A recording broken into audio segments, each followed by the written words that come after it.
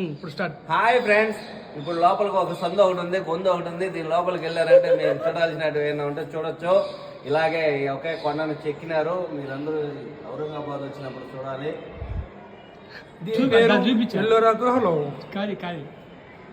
దీని entry fee 40 రూపాయలు అవుతుంది.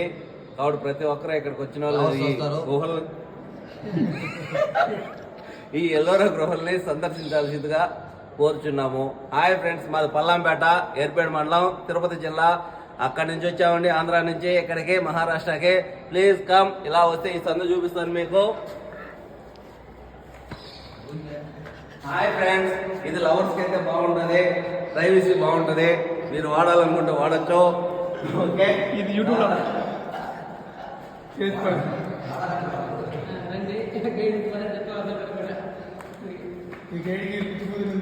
హాయ్ ఫ్రెండ్స్, ఇది కొండ చీకటిగా ఉంది, మొత్తం చూడాల్సిందిగా కోరుచున్నాను. ఒకే కొండ పైన ఒకే బండను చెక్కి మరీ శిల్పాలని సృష్టించాడు. ఈ దారి మూత వేయబడింది.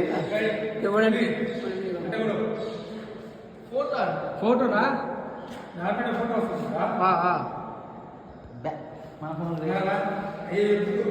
చెప్పు. హాయ్ ఫ్రెండ్స్, మా అన్న ఈయన శంకర్ యాదవ్ గారు. నిన్నే బర్త్డే చేసుకొని మేము షిరిడి నుంచి దర్శనానికి వచ్చాము. ఇతను నా ఫ్రెండ్ తమ్ముడు సుబ్బారావు. ఈయన మా ఊరు మెడికల్ షాపు. ఈయన మెడికల్ షాప్ పెట్టుకొని అయినా కానీ చూడాలనే ఒక ఉద్దేశంతో 5 రోజులుగా షాపు బంద్ చేసి వచ్చాడు. ఇతను రాజగోపాల్ అని మా ఫ్రెండ్.